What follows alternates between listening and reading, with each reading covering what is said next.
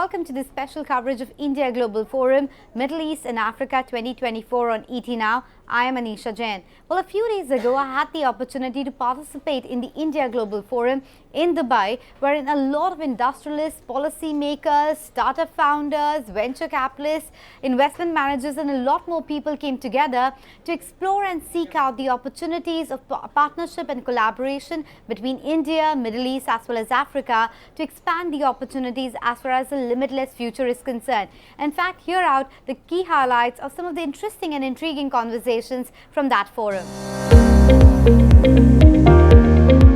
As Prime Minister Modi recently reminded us that this is not an era of war. He urged us to seek solutions not on the battlefields, but through dialogue and cooperation. His words underscore the need for a vital shift in our approach to international challenges. The modern era demands a new arsenal, one built on cooperation, innovation, and sustainability. For we at IGF have always believed that our futures lies not in conflict, but in conversation and collaboration. Our challenges today are more interconnected than perhaps at any other time in history. Poverty, climate change, inequality, and now increasingly digital and technological divides. These are not issues that any one nation can solve alone. They demand a collective response to a sustainable future. Because climate cooperation isn't a choice, it's an imperative, whether you're living in India, here in the UAE, or in Africa. It is truly an honor to address such an august gathering. I regret very much my inability to join you in person today. My schedule has kept me away, but my thoughts are with you as always. Congratulations to India Global Forum for showcasing India's boundless opportunities and strengthening global partnerships. As Honorable Prime Minister Narendra Modi rightly said, and I quote, "The friendship between Bharat and UAE is regarded worldwide as a model of mutual trust and collaboration. The dynamic leadership of both nations has elevated our relations to newer heights.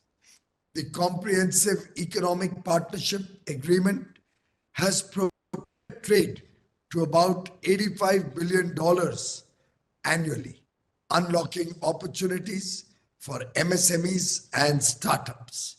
Mechanisms like local currency trade settlement further strengthen our ties.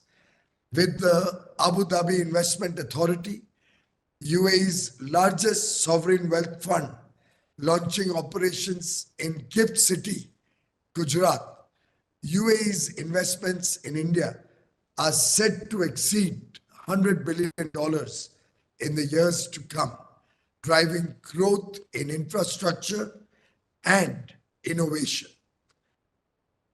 The first international IIT campus in Abu Dhabi and the Indian Institute of Foreign Trade, who is opening a Dubai campus, marks a milestone in elevating India's institutions to global standards, fostering skill development and innovation.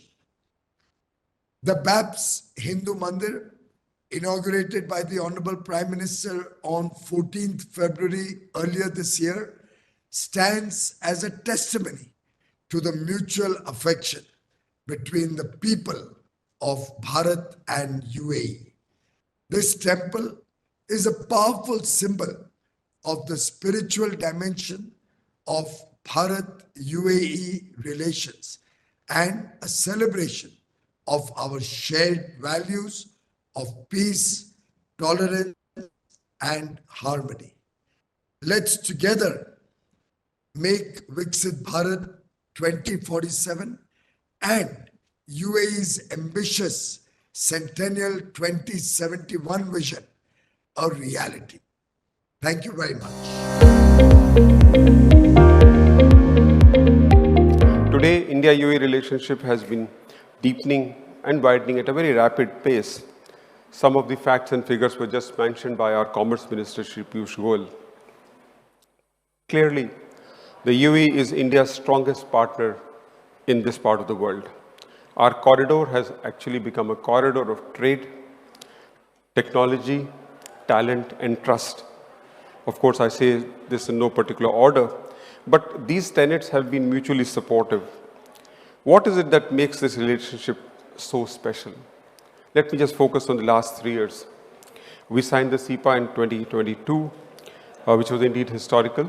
You just saw a picture of the signing ceremony by the UAE Minister of Economy, Abdullah bin Tuq Al-Mari, and our Commerce Minister, Shri Piyush Goyal. I think it's only mutual trust which explains that we were able to conclude a complex document as CEPA within 88 days. And that has catapulted trade to about $85 billion already, making India UAE's third largest trading partner and India UAE's second largest trading partner. In August this year, we also signed a new bilateral investment treaty. And as you know, UAE is one of the top sources of FDI for us. The day CEPA was signed in February 2022, our Prime Minister, Shri Narendra Modi, and the UAE President, Sheikh Mohammed bin Zayed, also launched the vision document. And that was some kind of a roadmap for our relationship for the years and decades to come. The comprehensive strategic partnership agreement signed in 2017 actually needed some more detailing, considering the rapid strides made in the previous 5 years. Maybe the UAE's journey today is at a very interesting juncture. We are today halfway through our strategy. So we launched or announced our strategy in 2017 that we want to be a leading nation in the space of artificial intelligence, focused specifically on government use of AI. Today we're at the halfway mark and we have 7 years left. Now, when the UAE first announced this strategy, a lot of people took it with skepticism that a country that's in a region that is not known for artificial intelligence, a country that is an upstart country, even in this domain, can hope to be a leader in artificial intelligence, but it's going to be quite difficult. There was a report that was announced by Stanford a few days ago that looked at how countries fare in the space of artificial intelligence. It ranked the UAE as 5th in the world, and India is actually 4th. So it was the US, China, the UK, India, and then the UAE. And it shows that countries with ambition, countries with drive, and countries with leadership that really has a clear vision on what they want to use and utilize technology for can create a lot of value. What it means for countries, whether it's in our region or beyond, is simply put, artificial intelligence gives us an opportunity to provide services that are far better than anything that we can through conventional development means. And I'll give you a simple example. For those of you who come through our airport, we travel to many airports around the world, and every airport you go to, there's a person there sitting down with a webcam equivalent, and they ask you to look into the camera, they take a picture of you, they run facial recognition, and you spend a few minutes, and then you're actually let into the country. Here in the UAE, you have the same technology with the same utilization, but if you have the smart gate access, you just walk through without even pulling out your passport, and it's very seamless. That is what it means when technology is done right. You don't actually see it, you don't have to interact with it. It's a very smooth experience. We try to do that on many different fronts. If you look at the traffic issue that countries that are seeing the growth that the UAE is seeing, and cities specifically like Dubai that are seeing the incredible growth of influx of people coming from around the world, the only solution is going to be through leveraging technology. You will not be able to build roads, bridges, and tunnels fast enough. you have to leverage technology to do so. So I think it's no longer a necessity, it is a requirement, and if you want to play in this new day and age, you have to deploy AI. Even 100 years ago, there have been great many changes that have happened on the world stage. World War I, II, then the revolutions, the civil wars. The globe has always been somewhat tumultuous, going through that phase. Let's look at the last 1 year or so. It's a year of elections. But 64 countries went into election. And then there's a continuity and there's a change as well. Prime Minister Modi is now 3.0 in a way, setting the stage for continuity. But you also see that the global situation in terms of the geopolitical aspect continues to be a turmoil. And it causes stress at many points. It's disruptive. It also tells us that we need to be a lot more prepared to navigate this challenge. Typically, countries, when they are in a crisis, they tend to be nationalistic. We have seen this in the time of COVID, that vaccine nationalism was very common in the countries that produce vaccines. Now we are seeing in the geopolitical tensions the same kind of trend. Many countries, we are seeing the center-right governments taking the center stage, advocating a nationalist approach, becoming more protectionist. And countries that are in the global south seeking solutions, and they are crying for help, and they need partnerships to help them. So this is the time when we need to stitch plurilateral frameworks. Bilaterally, we have to be more stronger. Partnerships that are enduring, that are able to come out with solutions for the problems of a large number of countries. And why I say this is so important, because in a way we are all integrated. Globally, we are all integrated. We are all interconnected. The global problems require global solutions, not by few countries. And that is where partnership between countries like India and UAE are extremely important. Wealth is evolving. I remember the times growing up, we used to only hear gold, real estate, fixed deposits. Today, I don't hear any of those. Yeah. Today, I hear crypto, tech companies, NFTs, equities, FNOs. So it's really, really evolving. But the underlying commonality, which we all should not forget, is preservation. Yeah. Right? At that time, we thought that gold as an asset class or fixed deposit as asset class was actually the best asset class to preserve. Today, we want to use more interactive asset classes. And including me, the next or third generation entrepreneur, we like asset classes like art. We like asset classes like wine. We interact with it. So we buy stuff as an asset class to preserve wealth, but not only to keep it in a bank, but to see it, to live it, to interact. Having said that, there's a fine line between interaction and burning, right?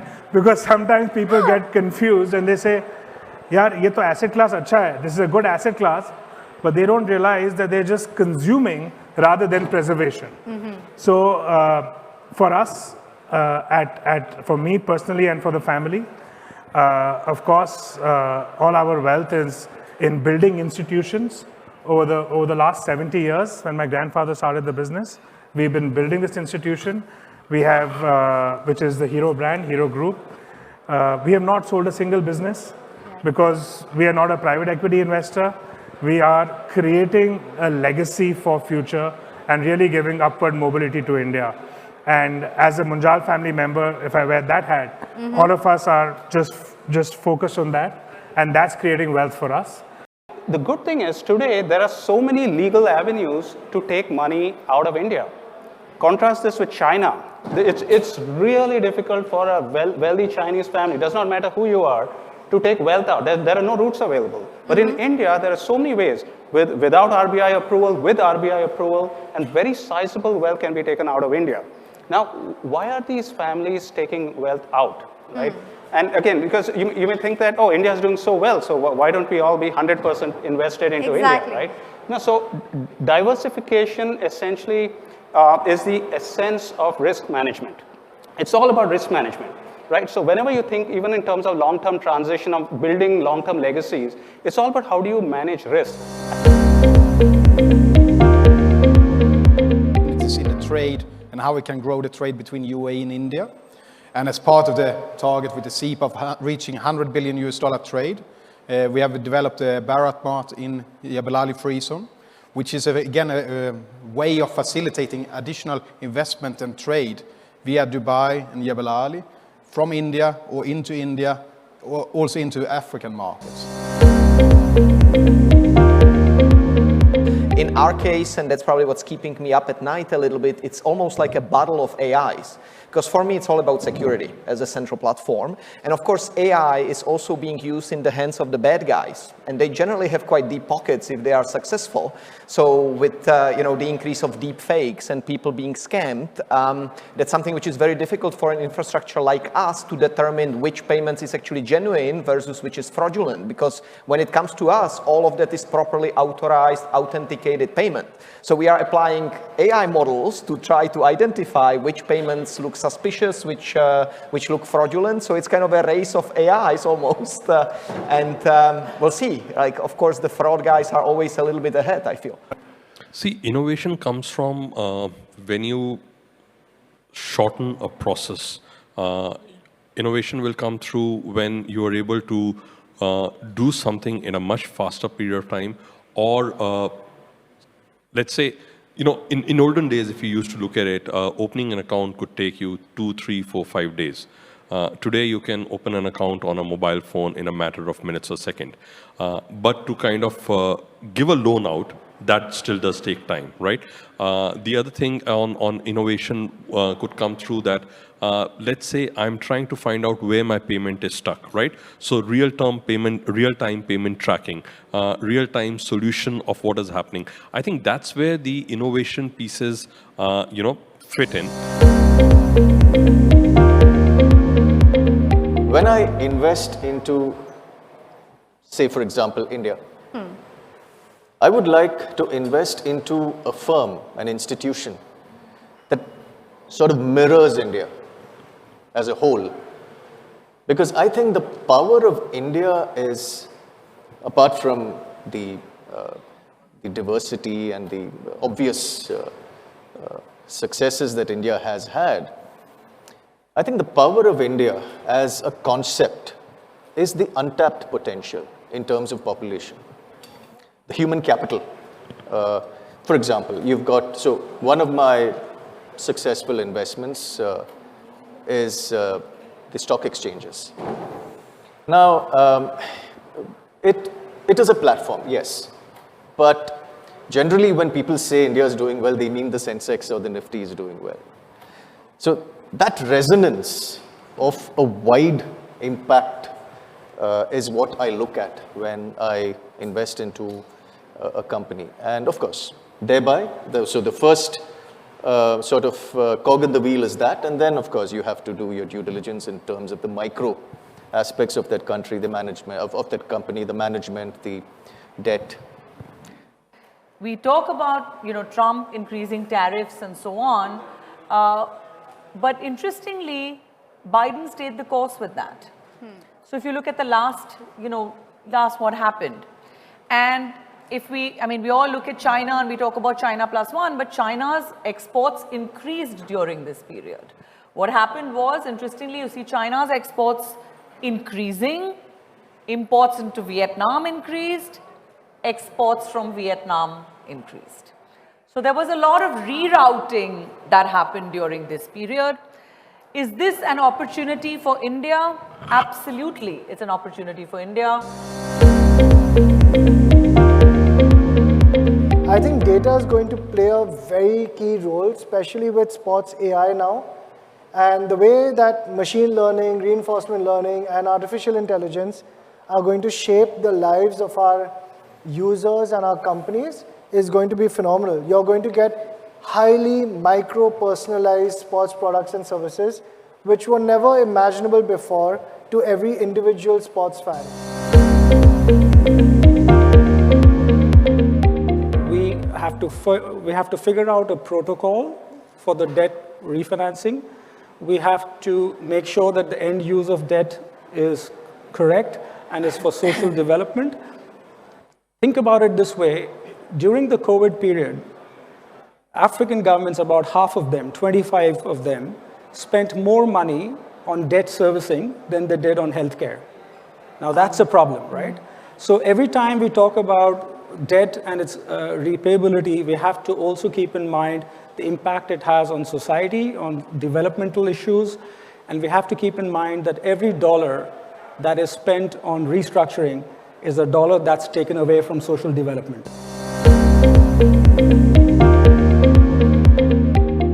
Till 2023, our CAGR, compounded annual growth rate with UAE, was -2%.